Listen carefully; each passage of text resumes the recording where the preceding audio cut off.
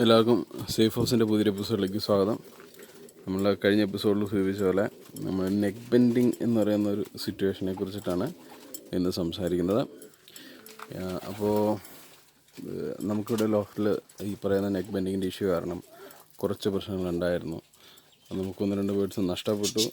ബാക്കിയുള്ളതിന് നമ്മൾ കുറേ റിക്കവറായി. നമുക്ക് കഴിഞ്ഞ എപ്പിസോഡിൽ കാണിച്ചിരുന്ന വ്യക്തിയുടെ കുഞ്ഞ് വിരിഞ്ഞ് ഏകദേശം ഒരു സൈസൊക്കെ ആയി. ഞാൻ അദ്ദേഹത്തിനെ കാണിച്ചു തരാം. കുഞ്ഞ്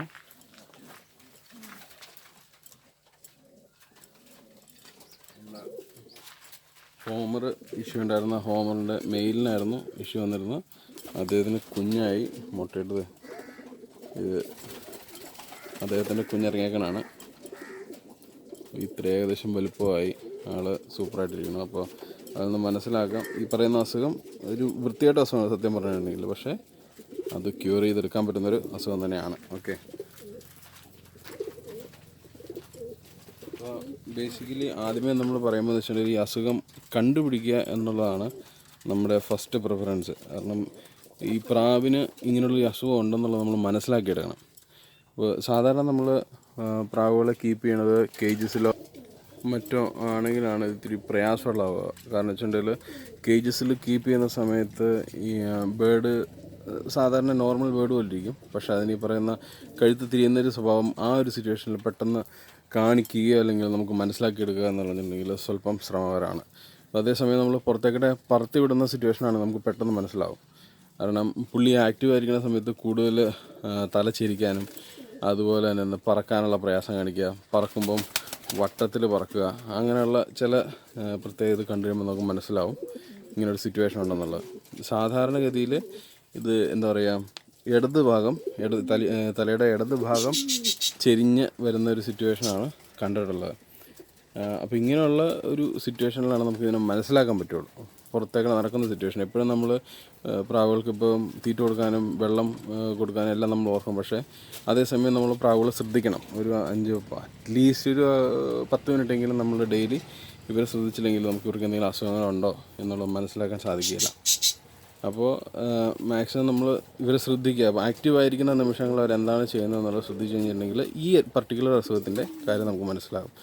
അപ്പോൾ ഇത് വരാതിരിക്കാനായിട്ട് നമുക്ക് എന്ത് ചെയ്യാമെന്ന് വെച്ചിട്ടുണ്ടെങ്കിൽ ചെറിയ ചെറിയ ടെട്രാസൈക്ലിൻ പോലുള്ള ആൻറ്റിബയോട്ടിക്സ് ഒരു മാസത്തിൽ ഒരു തവണയൊക്കെ എല്ലാവർക്കും കൂടെ ഒരുമിച്ച് കൊടുക്കുന്ന രീതിയിൽ ചെയ്യുവാണെങ്കിൽ ഒരു പരിധിവരെ ചിലപ്പോൾ സഹായകരമായേക്കാം. പിന്നെ അതുപോലെ കേജ് നല്ല ക്ലീനായിട്ട് സൂക്ഷിക്കുക. ഇപ്പോൾ വേസ്റ്റുകൾ വരികയാണെങ്കിൽ തന്നെ ഇപ്പോൾ ഇതിനൊക്കെ താഴെ ഇഷ്ടംപോലെ വേസ്റ്റ് ഉണ്ട്, പക്ഷേ ഇതൊന്നും മറ്റ് ബേർഡ്സിന് ആക്സസ് ചെയ്യാൻ പറ്റുന്ന രീതിയിലല്ല. അപ്പോൾ അങ്ങനെയുള്ള കുറേ സെറ്റപ്പുകൾ സുരക്ഷിതമായിട്ടുള്ള രീതിയിൽ ഈ വേസ്റ്റുകൾ ക്രമീകരിക്കുക കഴിഞ്ഞിട്ടുണ്ടെങ്കിൽ തന്നെ പകുതി അസുഖങ്ങൾ നമുക്ക് കുറയ്ക്കാവുന്നതാണ്. പിന്നെ അതുപോലെ തന്നെ ഇപ്പോൾ തൽക്കാലം കുറേ എണ്ണം നിങ്ങൾക്ക് താഴെ കാണാം ഫ്രീ ആയിട്ട് കിടക്കുന്നത്, പക്ഷേ കുറേ എണ്ണം കേജസിലാണ്.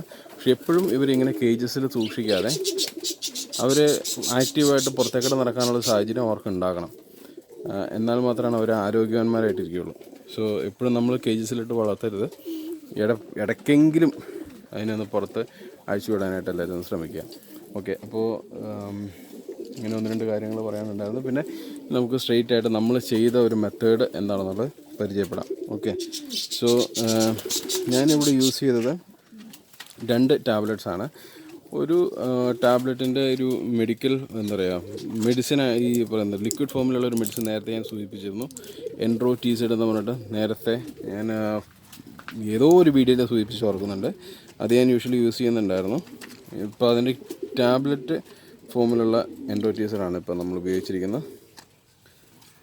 എൻട്രോടീസിഡ് അതിൽ 2 തരത്തിലുള്ള മെഡിസിൻസാണ് അതിൽ അടങ്ങിയിരിക്കുന്നത്. അതിൽ കണ്ടൻസ് ഉള്ളത്, അതിൻ്റെ പേര് വായിക്കാൻ ഇത്തിരി പ്രയാസമാണ്. എൻട്രോഫ്ലോക്സിൻ ടിനിഡിസോൾ ടാബ്ലറ്റ്സ്, അങ്ങനെയാണ് 2 കണ്ടൻ്റാണുള്ളത്.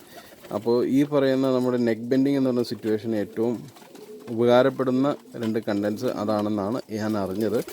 അത് എൻ്റെ ഒരു അവസ്ഥയിൽ അത് സംഭവം ശരിയായിരുന്നു. സോ അതിന് 120 രൂപയാണ് ലേബൽ ചെയ്തിരിക്കുന്ന പ്രൈസ്. അപ്പോൾ നിങ്ങൾ മേടിച്ചിരിക്കുന്ന കടയുടെ ഇതനുസരിച്ചിട്ട് അത് വ്യത്യാസം വന്നേക്കാം. കൂടുതൽ വരില്ല, ഏതായാലും കുറഞ്ഞു വരുള്ളൂ. പിന്നെ നിങ്ങൾക്ക് എല്ലാവർക്കും അറിയാവുന്ന നമ്മുടെ EVN 200 എന്ന് പറയുന്ന ക്യാപ്സ്യൂൾസ്, വിറ്റാമിനിയുടെ ഒരു EVN 200 എന്ന് പറയുന്ന ക്യാപ്സ്യൂൾസ്, ഈ 2 ടാബ്ലറ്റ്സാണ് മരുന്നാണ് മെഡിസിൻസാണ് ഞാനിവിടെ ഉപയോഗിച്ചിരിക്കുന്നത്. ഇത് വേറെ മെഡിസിൻസ് ഒന്നും അതിന് വേണ്ടിയിട്ട് ഉപയോഗിച്ചിട്ടില്ല. അപ്പോൾ ഇതിൻ്റെ ഈ എൻഡ്രോടീസിഡ് എന്ന് പറയുന്നതിൻ്റെ പറയുന്ന പോലെ മരുന്ന് മറ്റേ ഓറലായിട്ട് കൊടുക്കാവുന്ന ഈ ലിക്വിഡ് ഫോമിലുള്ള മരുന്നുമുണ്ട്. പക്ഷേ അതിൽ ഒറ്റ കണ്ടൻറ്റേ ഉള്ളൂ എന്നാണ് പറയുന്നത്.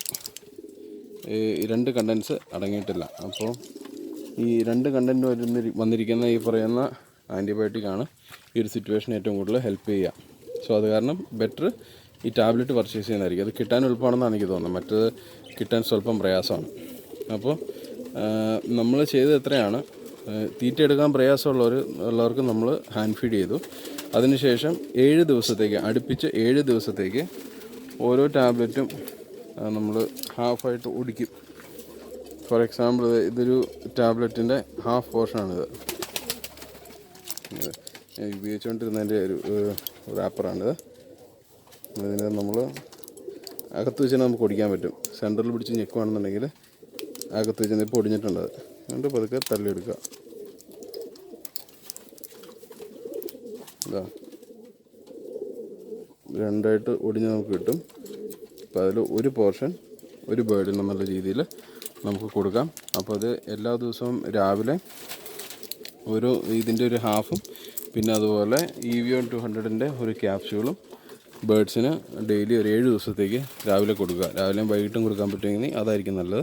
രാവിലെ തന്നെ കൊടുത്താലും മതി. പിന്നെ അവർക്ക് അത്യാവശ്യം വെയിൽ കിട്ടുന്ന രീതിയിൽ അവരെ കീപ്പ് ചെയ്യുക. ഈ വെയിലിന് ഇത്തിരി ഒരു ചെറിയ റോളുണ്ട്. അതായത് നമ്മൾ ബോഡിയിലേക്ക് ചെല്ലുന്ന ചില വിറ്റമിൻസ് അത് എന്താ പറയുക വിഘടിക്കുന്നതിന് ഈ പറയുന്ന സൺലൈറ്റ് വളരെയധികം അത്യാവശ്യമാണ്. നമുക്ക് മാത്രമല്ല ബേഡ്സിൻ്റെ കാര്യമാണ് ഞാൻ ഉദ്ദേശിച്ചത്. ഓക്കെ. സോ അപ്പോൾ വിറ്റാമിൻ ഇ അല്ലെങ്കിൽ ഡി അങ്ങനെ പറയുന്ന പല വൈറ്റമിൻസും അത് വീണ്ടും ഫർദറായിട്ടത് ശരീരത്തിൽ ആക്റ്റീവ് ആണെന്നുണ്ടെങ്കിൽ വെയിലിൻ്റെ പ്രസൻസ് അത്യാവശ്യമാണ്. അതുപോലെ മുട്ടയിടുന്നതിന് വേണ്ടിയിട്ട് അങ്ങനെയുള്ള പല കാര്യങ്ങൾക്ക് ഈ വെയിലെന്ന് പറയുന്ന ഒരു സംഭവം വളരെ ഹെൽപ്ഫുള്ളാണ്. സോ ബേർഡിനെ എപ്പോഴും വെയിലത്ത് കീപ്പ് ചെയ്യുക. അപ്പോൾ ഈ ഒരു അസുഖം വരുന്നത്, ഈ നെക്ക് ബെൻഡിങ് എന്ന് പറയുന്ന സിറ്റുവേഷൻ വരുന്നത് തന്നെ ശരീരത്തിലുള്ള ഈ രോഗപ്രതിരോധ ശേഷിക്ക് മങ്ങലേൽക്കുമ്പോഴാണ് ബേഡ്സിന് അങ്ങനെ ഒരു സിറ്റുവേഷൻ വരിക. അപ്പോൾ നമ്മൾ ചെയ്യേണ്ടത് ശരിക്കും അവർക്ക് ഹെൽത്തി ആയിട്ടുള്ളൊരു സിറ്റുവേഷൻ ഉണ്ടാക്കിയെടുക്കുക എന്നുള്ളതാണ് നമ്മൾ ചെയ്യുന്നത്. അതിനാണ് എൻഡ്രോടീസിഡ് പോലുള്ള ആൻറ്റിബയോട്ടിക്സ് യൂസ് ചെയ്ത് അതുപോലെ തന്നെ അത്യാവശ്യം നല്ല രീതിയിലുള്ള വൈറ്റമിൻസ് ഇവർക്ക് കൊടുത്ത് നമ്മൾ സെറ്റാക്കി എടുക്കാനായിട്ട് ശ്രമിക്കുന്നത്. EVO 200 is a good vitamin supplement for vitamin E. അതുപോലെ തന്നെ മറ്റ് വൈറ്റമിൻസ് ഇത് എല്ലാം കൂടെ ഒരൊറ്റ സമയത്ത് വളരെ വലിയ ക്വാണ്ടിറ്റിയിൽ ഒരിക്കലും കൊടുക്കരുത്. അതായത് ഈ പറയുന്ന വൈറ്റമിൻസ്, കാരണം വൈറ്റമിൻസ് അധികം കൊടുത്തു കഴിഞ്ഞിട്ടുണ്ടെങ്കിൽ ബേഡ്സിന് വയറിന് പ്രശ്നം ഉണ്ടാകുന്ന കണ്ടിട്ടുണ്ട്. വയറിളക്കം ഉണ്ടാവും.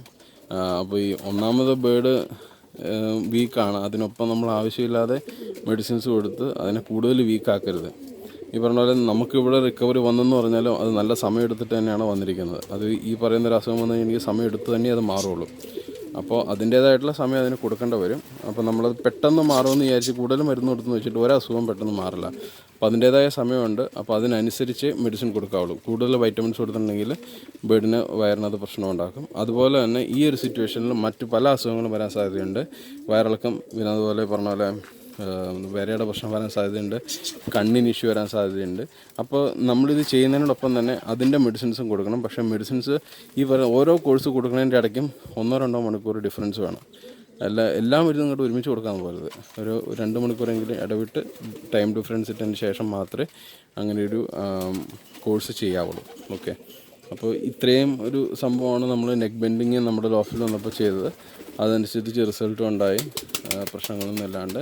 ഇപ്പോൾ ആക്ച്വലി നെക്ക് ബെൻഡിങ് വന്ന് 1, 2, 3, 4 പേരിൽ ഓരോന്നിനാണ് വന്നുള്ളൂ ഉണ്ടായി. അപ്പോൾ ഒരെണ്ണം ഇപ്പം ചെയ്ത കുട്ടികളുണ്ടായി. ബാക്കി 2 പേരും ഇങ്ങനെ ഇരിപ്പുണ്ട്. മറ്റൊരാൾ ഇപ്പോൾ പുള്ളിക്കൊരു പുതിയ കൂട്ട് പുള്ളി ഇപ്പോൾ ഒരു ഇതായിട്ട് വരുന്നതേ ഉള്ളൂ. സോ വലിയ കുഴപ്പമൊന്നുമില്ലാണ്ടിരിക്കുന്നു. അപ്പോൾ നിങ്ങൾക്ക് വിശ്വസിക്കാം ഈ ഒരു ഫോർമുല. അപ്പോൾ ഇത്രയും കാര്യങ്ങളാണ് ഈ പറയുന്ന സിറ്റുവേഷനെ കുറിച്ച് എനിക്ക് നിങ്ങൾക്ക് പറഞ്ഞു തരാനുള്ളത്. ക്യാപ്സ്യൂൾസ് കൊടുക്കുന്നത് നമ്മൾ അടുപ്പിച്ച് 7 ദിവസത്തേക്ക് കൊടുക്കുന്നത് ഞാൻ പറഞ്ഞിരുന്നു. അപ്പോൾ 7 ദിവസത്തേക്ക് ആദ്യമേ നമ്മൾ ക്യാപ്സ്യൂൾസ് കൊടുക്കുക. അതിനുശേഷം നമ്മളൊരു ചെറിയ ബ്രേക്ക് എടുക്കുക. അത് ഒരാഴ്ച ബ്രേക്ക് കൊടുത്തതിന് ശേഷം അടുത്ത 7 ദിവസത്തേക്ക് വീണ്ടും കൊടുക്കുക. അങ്ങനെ നമ്മൾ കണ്ടിന്യൂസ് ആയിട്ട് കൊടുത്തുകൊണ്ടിരിക്കുക, അസുഖം മാറുന്നവരെ. ഓക്കെ. അപ്പോൾ നമ്മൾ ഏറ്റവും കൂടുതൽ ശ്രദ്ധിക്കേണ്ടത് നല്ല ഫുഡ് കൊടുക്കുന്നതിലും അത്യാവശ്യം വെയിൽ കിട്ടുന്ന രീതിയിൽ കീപ്പ് ചെയ്യുന്ന രീതിയിലും പിന്നെ അതുപോലെ തന്നെ ബാക്കിയുള്ള ബേഡ്സിൽ നിന്ന് മാറ്റിയിടുക. അതിൽ അധികം കാര്യമുണ്ടോയെന്നുള്ളത് എനിക്ക് ആധികാരികമായിട്ട് പറയാൻ എനിക്കറിയില്ല. പക്ഷേ അവരെ മാറ്റിയിടുക. അറ്റ്ലീസ്റ്റ് ഇവർക്ക് വരുന്ന അസുഖങ്ങൾ അവരിലേക്ക് പടരാതിരിക്കാനെങ്കിലും അത് സഹായിക്കും. ഓക്കെ, അപ്പോൾ ഇത് ഓർക്കുക. ആദ്യത്തെ ഒരു 7 ദിവസത്തേക്കാണ് ഫസ്റ്റ് നമ്മൾ ചെയ്യുക. അതിന് ശേഷം ഒരു 7 ദിവസം റെസ്റ്റ് കൊടുക്കുക. അതിനുശേഷം വീണ്ടും 7 ദിവസത്തേക്ക് നിങ്ങൾക്ക് കൊടുക്കാവുന്നതാണ്. അപ്പോൾ ഈ റെസ്റ്റ് കൊടുക്കുന്ന സമയങ്ങളിൽ അത്യാവശ്യം മെട്രോജെല്ലോ അല്ലെങ്കിൽ ബി കോംപ്ലക്സ് അതല്ലെങ്കിൽ ലിവർ ടോണിക് അതെല്ലാം വെള്ളത്തിൽ ചേർത്ത് കൊടുക്കാവുന്നതാണ്. ഓക്കെ, അപ്പോൾ ഏകദേശം വരാൻ സാധ്യതയുള്ളൊരു സംശയമാണത്. ഓക്കെ, അപ്പോൾ നമുക്ക് ലോഫ്റ്റിൽ കുറേ പുതിയ അതിഥികളൊക്കെ വന്നിട്ടുണ്ട്. കുറച്ച് കൂടുതൽ ആൾക്കാർ എത്തിയിട്ടുണ്ട്. നമ്മൾ കുറച്ചൊക്കെ ഇത്തിരിയോടെ ഒന്ന് സെറ്റപ്പ് ആക്കാനായിട്ട് ശ്രമിക്കുകയാണ് ലോഫ്റ്റ്. അപ്പോൾ അതിൻ്റെ വിശേഷങ്ങൾ കാര്യങ്ങളൊക്കെ ആയിട്ട് നെക്സ്റ്റ് വീഡിയോയിൽ കാണാം. ഒരു ചെറിയൊരു എൻഡൈസർ എന്നുള്ള രീതിയിൽ ഞാനൊരു കാര്യം പറയാം. നമ്മുടെ 2 എഗ്ഗ് ചെയ്തു, എഗ്ഗിന് റിസൾട്ടും ഉണ്ട്. അപ്പോൾ അതൊരു സംഭവം. ബാക്കി അടുത്ത വീഡിയോയിൽ കാണാം. Okay guys, then take care, bye. Almost